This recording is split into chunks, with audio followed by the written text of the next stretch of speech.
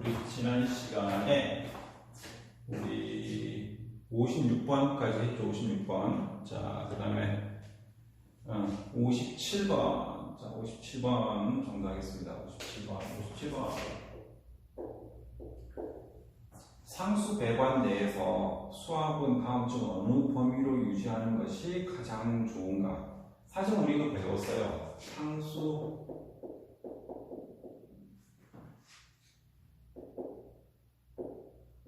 내의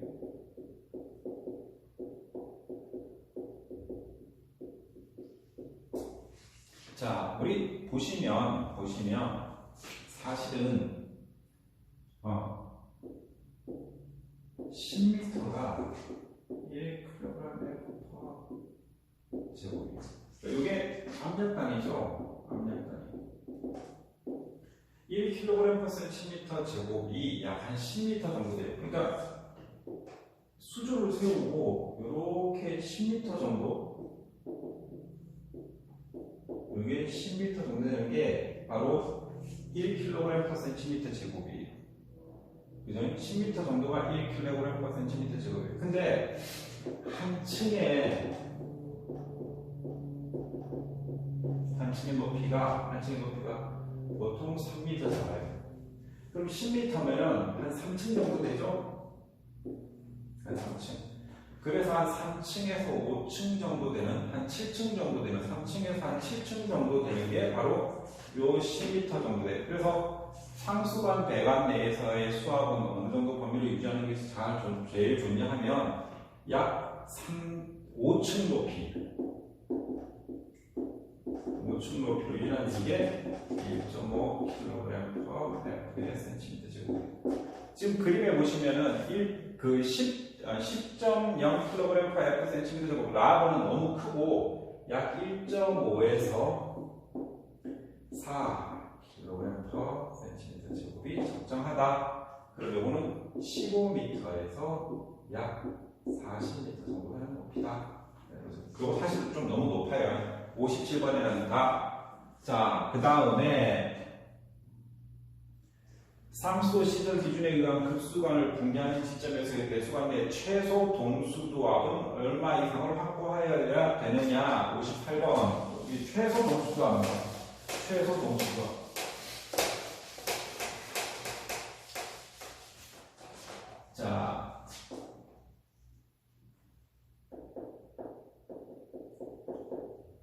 자, 배수관은 배수지에서 내려오는 메인 배관을 배수관이라고 해요. 배수관에서 각 과정으로 들어가는 것은 급수관이라고 해요. 자, 배수관 내 최소 동수압. 이제 쓰니까 너무 좋다. 58번. 여러분, 이게 동수압이라는 말에 대해서 우리 정리만 좀 하고 갈게요. 하천에 물이 흐르지 않고 있어요. 그때 요만큼의 요 압력은, 여기 지점의 압력을 정수압이라고 해요. 물이 정치돼 있어. 근데 수면에서부터 여기까지의 그 깊이가 H야. 그럼 여기는 요때의 정수압은 정수압은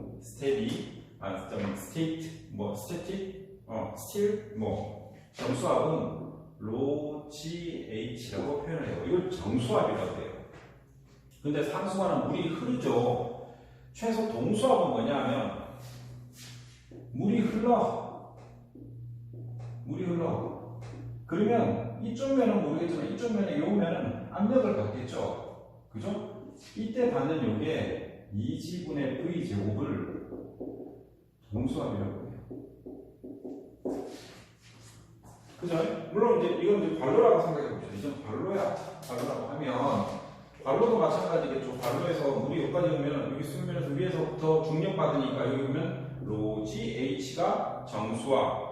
그 다음에 물이 흐를 거 아니에요. V 속도로 물이 흐를 거 아니야. 평균 속도로 흐를 때 20분의 V 제곱을 동수압. 자, 정수압하고 이제 동수압은 여러분들 아시겠죠? 정수압하고 동수압은 여러분들 대충 아시겠죠? 그죠? 정수압하고 동수압은 여러분들 대충 아시겠죠? 그러면 전수압. 자, 이때 저는 토탈은 정수압 플러스 정수압이에요. 근데 배수관은 자가 반경이 D가 작아. 그렇기 때문에 정수압은 무시예요. 그래서 보면 여기 정수압은 동수압을 1.5kg 정도 잡아준다. 이게 최소 동수압이다. 아까 그래서 57번의 문제에 보면 어떻게 돼요? 자, 우리 상수도 배관에서 수압은 어느 정도로 유지하는 게 좋을까? 요게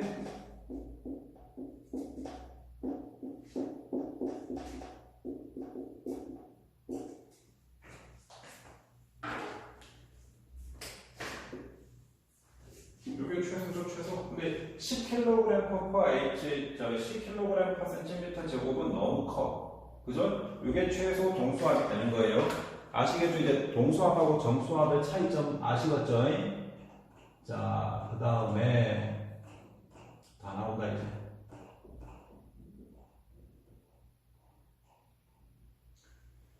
59번.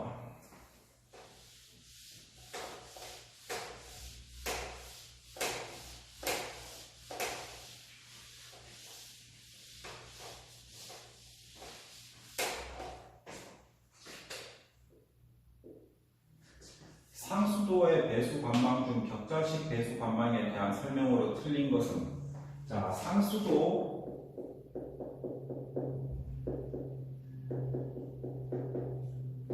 배수 관망은 배수지로부터 여기 가정의 수용가가 이렇게 있는 시골, 이걸 뭐라고 하냐면 수지식 관망이라고 해요. 나무가 있고 가지가 이렇게 들어가서 수지식 관망이라고 해요. 대신에 배수지가 있고 이게 요 절점에서 수용가가 있는 경우, 우리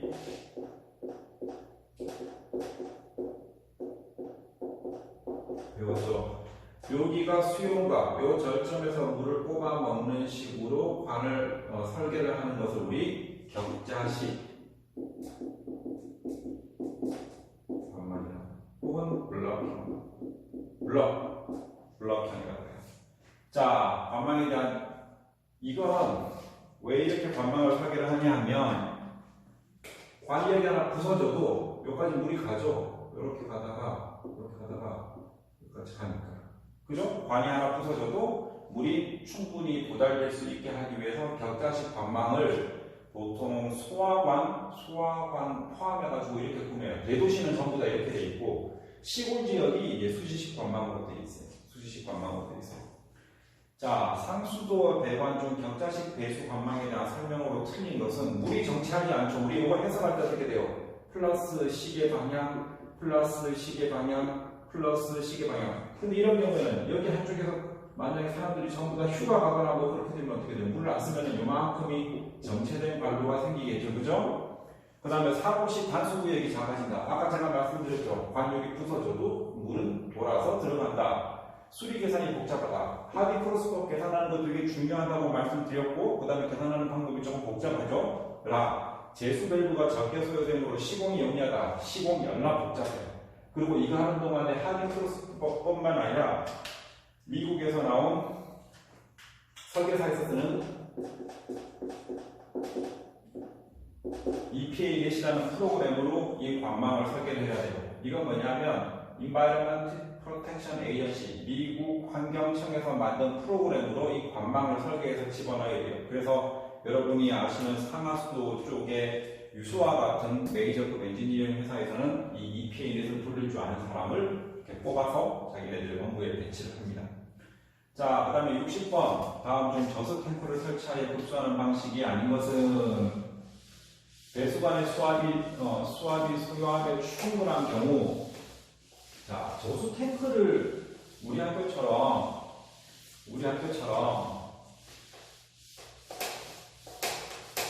배수지를 따로, 새끼 배수지를 따로 두는 경우에는 자, 일시에 많은 수량이 필요한 배수관의 반경과 수압이 급수 장치의 사용 수량에 대해서 충분한 경우에는 직결식 급수 방법을 사용을 해요.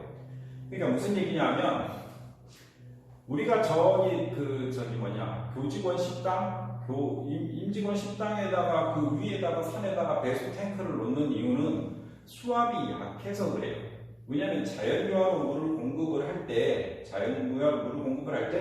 배수 탱크가 저 위에 있어지만 끝까지 이렇게 우리 여기 5층까지 지금 여기 있는 406동 건물 5층까지 물이 오죠. 근데 배수관의 수압이 충분하면 직결식으로 연결해요. 근데 요즘 아파트의 30층, 여기 우리 가자동에 있는 아파트는 전부 지하에 펌프 시설이 다 있어요. 그래서 다시 물을 위에서 옛날에는 아파트 꼭대기에 배수지 탱크를 만들어서 물을 자연유화로 공급을 했는데 그러다 보니까 수질이 너무 악화되고 배수지 관리가 안 되더라 이거지. 물탱크 관리가 안 되더라 이거지.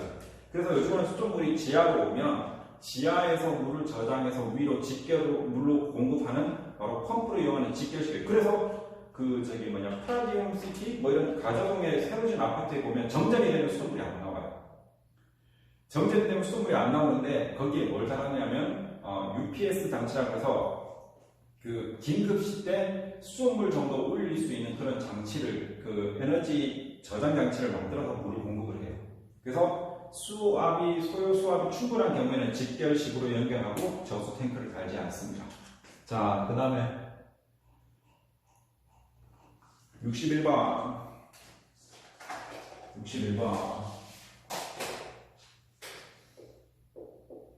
네. 침사지의 침사 현상을 가장 설명할 수 있는 것은 잘 봅시다. 내가 침전에는 1형 침전, 2형 침전, 3형 침전, 4형 침전이 있다고 했어요. 자, 요거는 독립침전, 요거는 응집침전. 이거 그릴 수 있으니까 좋다. 요거는 방해침전, 요거는 암일침전이라고 했어요. 자, 독립침전은 일단 부유물 농도 낮은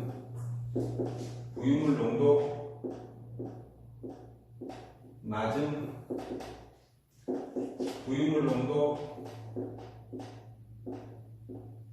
높은 부유물 농도 높음. 자, 그리고 이거는 입자끼리 영향 없음. 입자끼리 응집. 입자끼리 방해. 이건 뭐 그냥 암류 된다고 했죠. 자, 얘는 입자가 떨어질 때 이 입자 간의 상대적인 힘이 하나도 작용을 안 하는 거예요. 그래서 침사지의 침사 현상을 가장 설명하는 것은 모래 알갱이처럼, 모래 알갱이는 물보다 무겁기 때문에 쭉 그냥 떨어져 버려요. 근데 침사지에서 침사 현상을 할 때 서로 모래 입자끼리 영향을 주지 않아. 근데 이형 침전 같은 경우에는 이만한 입자가 이만큼 입자가 이렇게 내려가다가 얘를 뭉쳐서 여기는 이렇게 된 좀 더 가상의 알갱이가 큰 알갱이들이 내려갈 거예요. 근데 요거 한번 하고 갑시다. 원래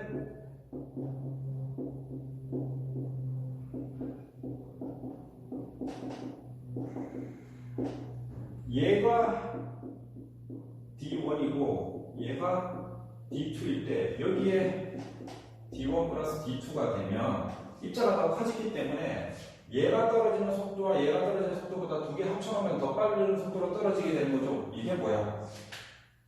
이게 죽었으니까 빨간색으로 써도 돼. 스톡스. 그죠? 그래서 부유물질의 농도가 낮고 입자끼리 영향이 없는 모래의 침전 같은 경우에는 일형 침전으로 설명을 한다. 방해 침전은 하수 처리장.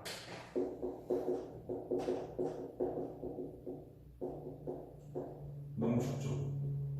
얘는 부유물 농도가 높아. 그래서 내가 삼형친전하고 사형친전 얘기할 때 막걸리나 미숫가루 빡빡하게 탄 것들을 가만히 놔뒀을 때죠. 얘는 떨어지면서 얘는 친전을 하면서 서로 방해를 줘. 왜냐하면 떨어질 때 얘가 이렇게 유선이 그려질 때 요 흐름 때문에 얘가 잘 떨어지지 않는 경우 그 서로 입자끼리 방해를 하는 거예요. 너무 농도가 높아서. 얘는 사형친전 같은 경우에는 입자를 보는 것이 아니라 맨 처음에 미숫가루를 가만히 놔두면 어떻게 돼요? 요만한 경계면이 생기죠? 맑은 물, 맑진 않지만 물, 입자. 근데 요 경계면이 내려올 때, 요 경계면이 내려올 때 그럼 물이 요 안에서 밖으로 스퀴즈 돼서 나가요. 요 중력으로 침강이 되니까 요 경계면이 쭉 내려오는 침전을 우리 암밀 침전이라고 해요. 그래서 하수 처리장의 농축조를 삼형 침전과 사형 침전의 중간 상태라고 얘기합니다.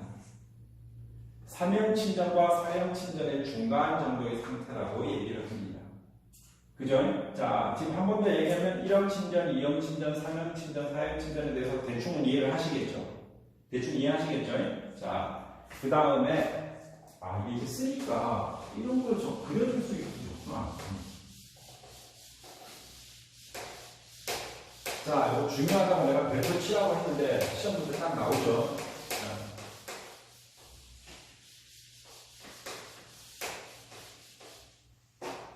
자, 그 다음에 62번. 자, 침사진의 다른 모든 조건이 동일할 때 비중이 1.8인 입자는 비중, S라고 하는데, 보통 비중은 S라고 하는데, 이게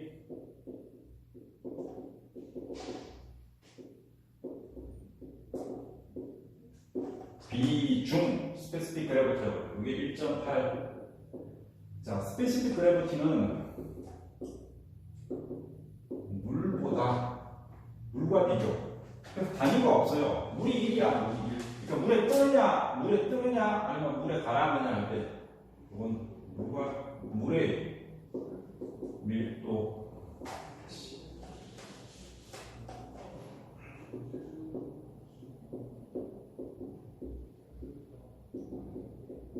물의 밀도와 비교. 그 다음에 비중이 1.2, 하나는 S1은 S2는 1.2야. 자, 침강 속도는 얼마나 빠른가? 라고 얘기했죠. 침강 속도는 얼마나 빠른 거죠? 자, 내가 물을 빼면 돼. 물을 빼면 돼. 그래서 떨어지는 놈 이렇게 했으면 얘는 무거운 놈 아니야. 조금 더 물보다는 무겁지만 가벼운 놈. 몇 배라고 했죠, 그죠?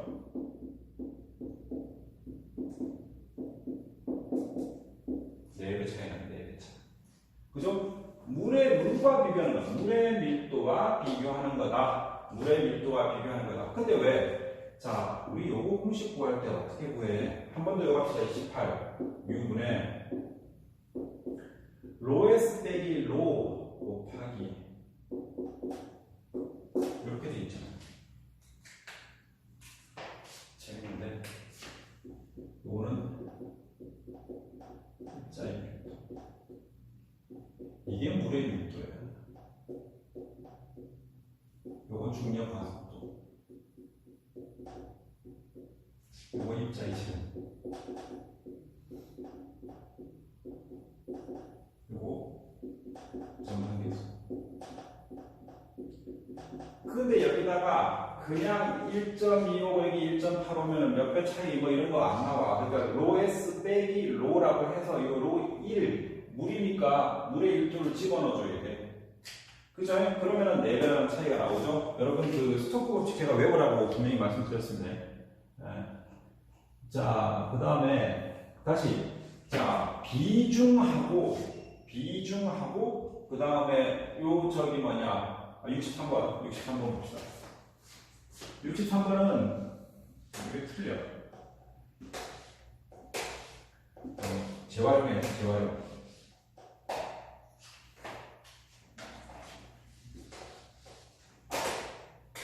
63번.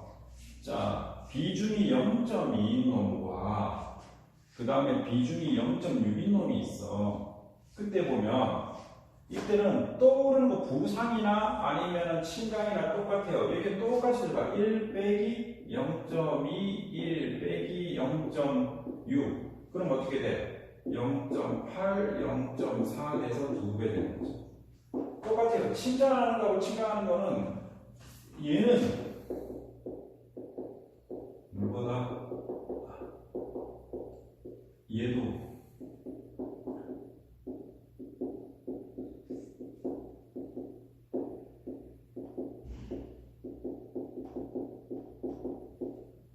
다 됐죠? 다 됐죠? 자, 62번, 63번, 64번. 스토크 법칙에 대해서 문제가 많이 나왔었죠. 그래서 스토크 법칙에 대해서는 잘 알고 있으셔야 됩니다. 자, 스토크의 침강 속도를 구하는 식은 한 번 더. 자, 64번.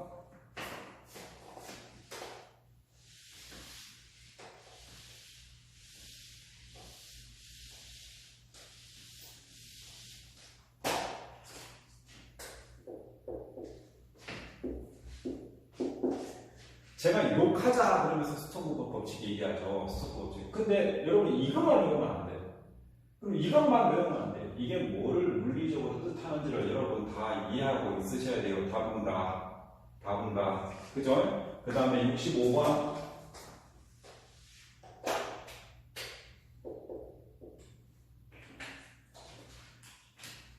자, 침전에 관한 스토크 법칙에 대한 설명으로 잘못된 것은 침강 속도는 입자와 액체의 밀도 차에 입자와 액체의 밀도 차에 비례한다. 오케이, 맞고.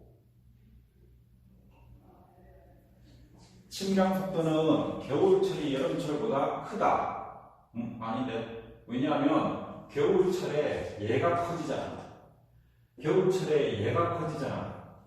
여기서 하나 간과하면 안 되는 거. 자, 물의 밀도는 온도가 낮을수록 커짐, 증가. 해설편에 나오죠. 침강 속도는 점성이 낮을수록 빨라지며 점성은 온도에 반비례하므로 온도가 낮은 겨울철에는 점성이 커져서 온도가 높은 여름철보다 침강 속도가 낮다. 얘가 커지잖아. 그죠? 자, 그 다음에 침강 속도는 입자의 크기가 클수록 크다. 제곱에 비례하죠. 그 다음에 입자 속도는 중력 가속도에 비례한다. 중력 가속도가 위에 있죠. 비례하죠. 자, 그 다음에 66번. 벌써 4문제 풀었어요. 스토크 법칙에서 200개 중요한 문제라고 해서 그래서 스토크 법칙만 4문제 풀었어요. 이게 수리학 시간에도 중요하지만 상하수도 시간에서도 입자의 침전을 배우는 데는 간과할 수 없는 공식이에요. 꼭 외워두시와요. 꼭 외워두시와요.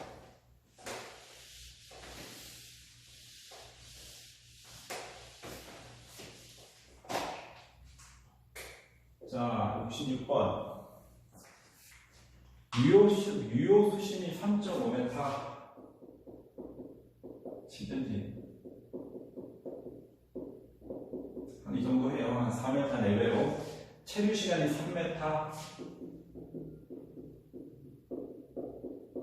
3m란다. 3시간. 자, 체류 시간은 내가 뭐라 그랬어? V를 Q는 하는 거지. 얘는 뭐라 그랬어? 부피. 그래서 볼륨. 이거는 Q는 AV 할 때, 요때 V는 velocity. 이거하고 아무런 관련이 없는 거예요. 그죠? 자, 그 다음에 최종 침전지의 수표면적 구하는 얼마인가?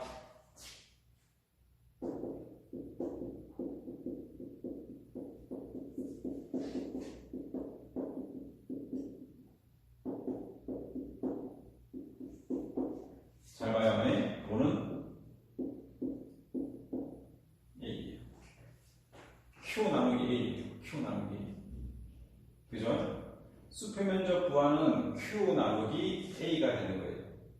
그죠? 자, 그러면 유효 수심이 3.5m, 체류 시간이 3시간인 최종 침전지의 수면적 구하는 얼마이냐? 이 말은 유효수심을 계산을 할 때 얘가 요만큼 내려온다는 거죠. 벌써 속도 개념이야. 요거 자체도 퍼세크가 되고 얘도 미터 제곱이니까 얘도 속도의 개념으로 나오죠.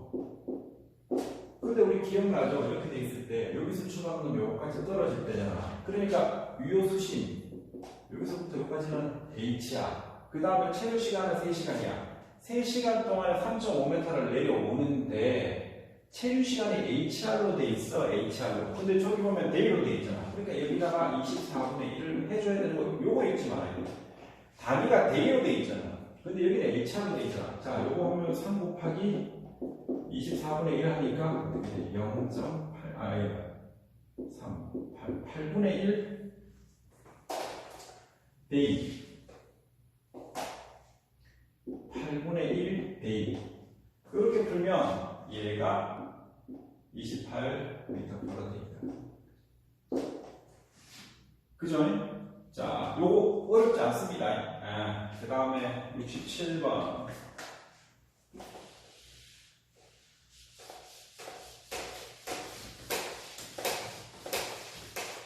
수표 면적 구하는 하나 여러분들 아셔야 될 게 수표 면적 구하는 속도의 개념이에요. 왜냐면 Q를 A로 나누기 때문에 내가 그때 A를 뭐라고 해서 위에서 보는 면적이라고 그랬죠. 위에서 보는 면적이라고 그랬죠. 자, 그 다음에 침전지 유효수심이 67번.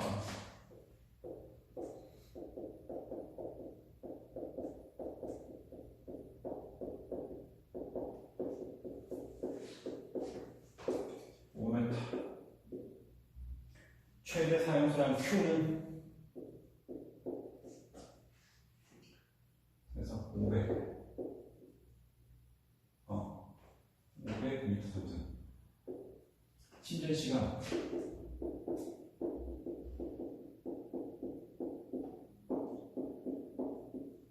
8시간. 그죠? 8시간. 자, 얘는 보면 1이라고 쓰면 돼. 이렇게. 근데 침전지 소요 수면적은 얼마인가? 자, 우리 A 구하는 거야. A. 제가 말씀드렸죠. Q 나누기 A는 H 나누기 시간 T로 하는데 Q가 얼마 됐어? 500m 상승 퍼 1 되니까 요 1이니까 곱하기 24 시간 단위로 해야 되니까 우리 8시간 나오죠. 침전 시간 8시간이니까. 자, 그 다음에 A 나는 몰라. A를 구하라고 했으니까. 그 다음에 5 나누기 8 하면 A는 33.33m 제곱이다. 이렇게 보여집니다. 33.33m 제곱이니까 보통 어떻게 하냐면은 66이 36, 5.5, 5.5, 5.8, 5.8, 5, 25, 한 5.8m 정도로 하면 돼. 침전지니까 동그랗게 얘를 4분의 8이 D에 적용하면 동그란 D가 나오겠죠. 그죠? 그럼 그대로 동그란 침전지를 만들어서 하수 차이랑 파이널 저희 제2차 침전지로 만들어 놓는 거죠. 이게 수면적 여기 위에서 봤을 때 이게 A라는 거예요. 그죠? 자, 67번 아주 간단하게 풀었습니다.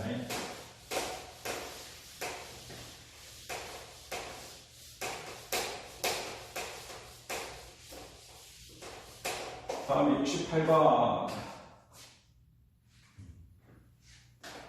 이게 제가 파워포인트만 할 때는 그림을 못 그렸었는데 그림을 그리니까 훨씬 더 낫네요. 하루에 Q는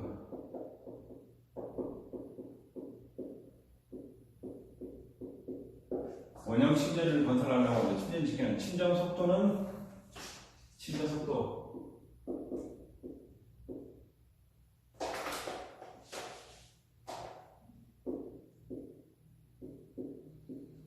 똑같죠? Q 나누기 A는 근데 이게 1이잖아. 1. 그러니까 어떻게 돼?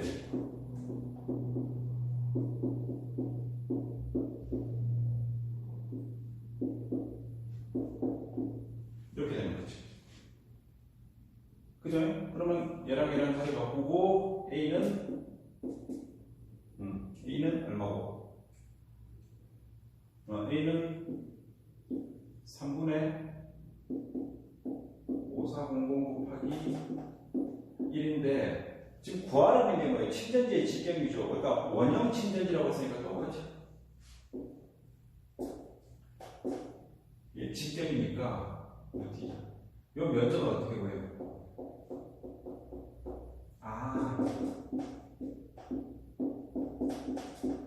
파이는 3.24고 그러면 D는 9.77 이렇게 푸는 겁니다. 이렇게 아까랑 똑같이 풀죠. 문제는 별로 그렇게 어렵지가 않아요. 자, 그러면은 지금은 68번까지 문제를 풀었고요. 그 다음에 69번 문제부터는 우리 다음 시간에 풀도록 하겠습니다. 여러분 감사합니다.